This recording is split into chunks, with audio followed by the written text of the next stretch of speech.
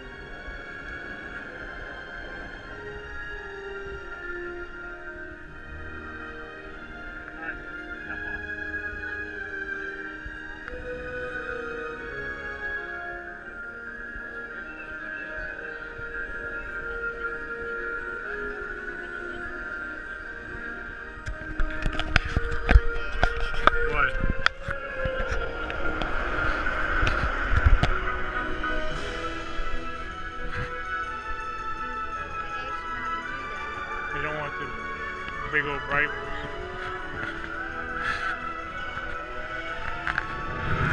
Whoa!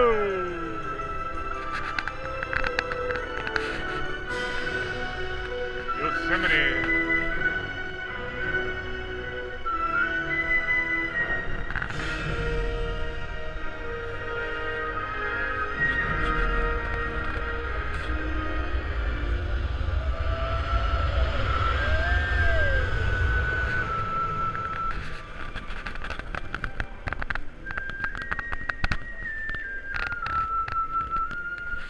That's why we are up there.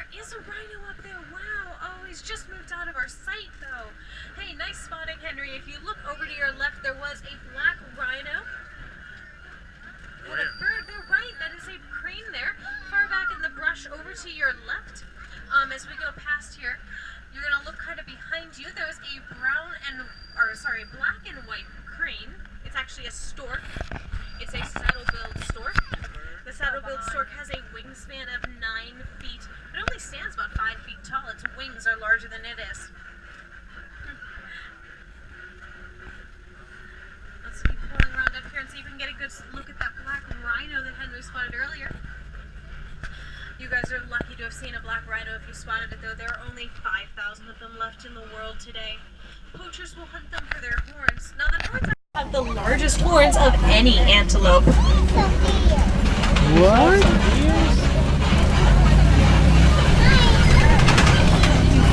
Much more common in Florida than they are in Africa, so you guys are lucky to have seen them. Oh, over to your right is a hippo. Wow. Over this log, can everyone see the hippo? Kind of hard to see for some of you. He's out on the banks there. I know the hippo's hard to see, everyone, but do make sure you You see it? Wow, the hippo will feed on about 150 pounds worth of grasses, usually at night, so you guys are lucky to have seen him pull up and out during the day. He uses his tough, broad lips to pull up on those grasses. And there are some pelicans that are coming up on your left here. Look at that. Now we do need to pause a little bit.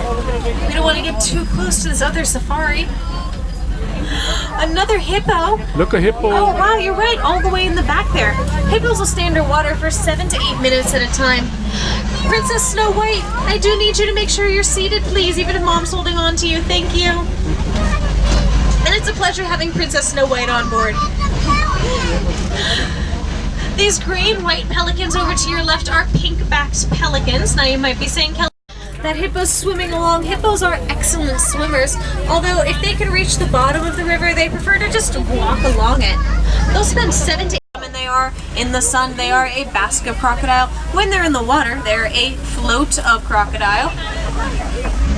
You do not want to get too close to these guys, though.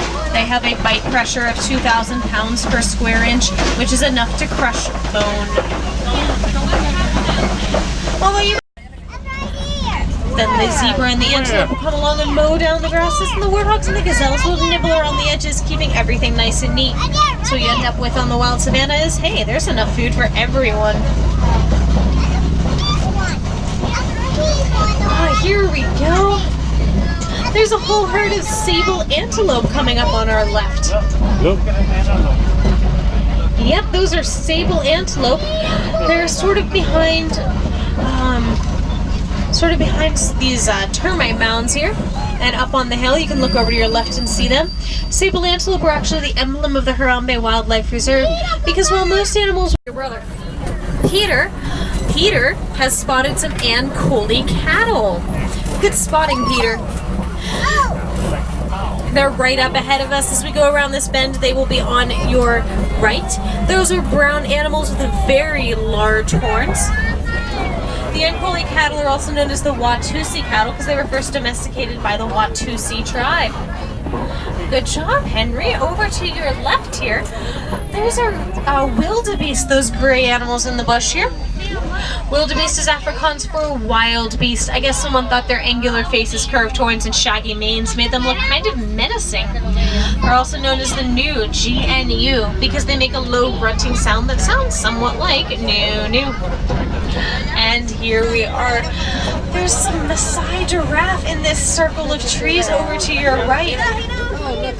In fact, since we have a whole group of them, we officially have a tower of giraffe.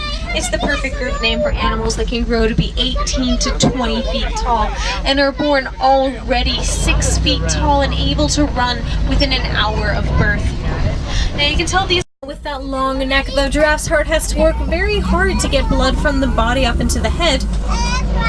And so the giraffe's heart is 2 feet in length, can weigh up to 25 pounds, and works quite hard. The giraffe has the highest blood pressure of any mammal. So the next time you go to the doctor for a checkup, if the doctor gives you a hard time about your blood pressure, just be very, very glad you're not a giraffe. That conversation could have been so much worse.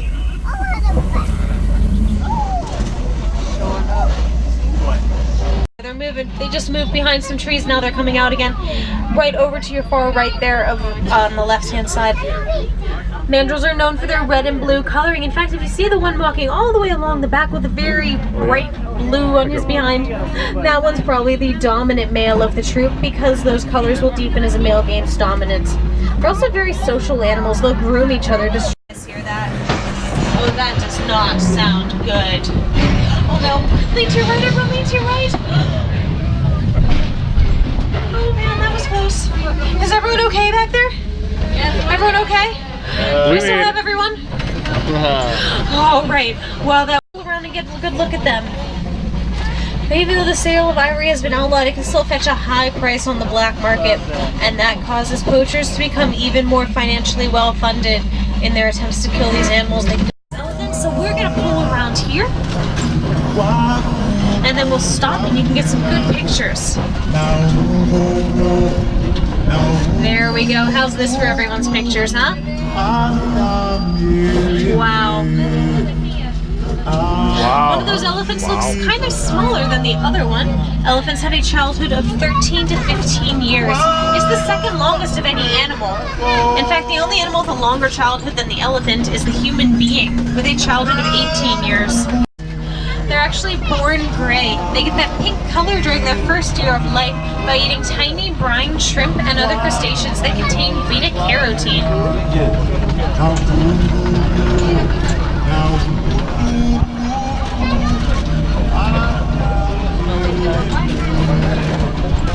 Wow. And there's an elephant fanning himself, 2 of them. Wow.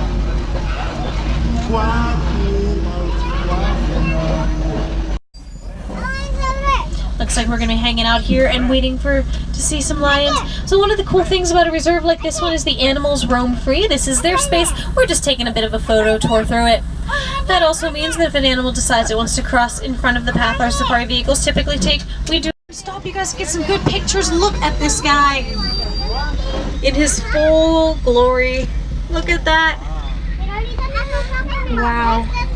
We're happy to see this lion, but if you live in an area where lions are active, sometimes they can be a little scary. And so to try to protect both fences, like you might put around your house, except they have trees and vines and other sorts of greenery growing amongst them. Simba! It creates a barrier. The lion just doesn't want to bother to cross, and it protects everyone. Me. You saw Simba? Over to our left here, these are warthog burrows. Warthogs are burrowing animals using their legs and tusks to burrow into our attics. Look, Candy. Attics are a sort of dry or desert area antelope. Animal next to her. They can pull water right out of the food that they eat. They can go indefinitely without drinking any water. And here we go. We're going to go slowly past the zebra up here. There will be zebra on our left and zebra on our right. These are Grant's zebra. No two zebra have exactly the same stripe pattern, just like no two. When they feel threatened, their kick can break a lion's jaw. Ooh.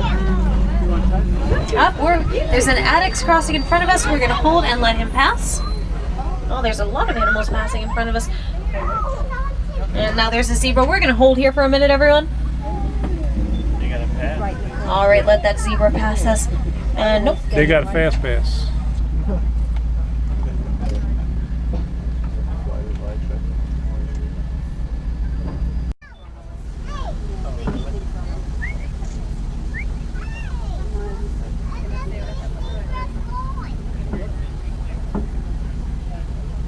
See if they want to You got one? out of our way. Alex went behind us. Nope, they don't. Well, it was a nice try.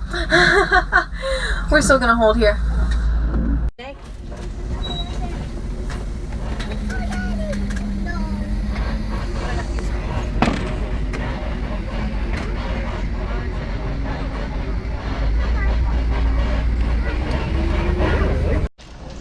These guys were named after their horns, which sort of resemble a Middle Eastern sword called a scimitar.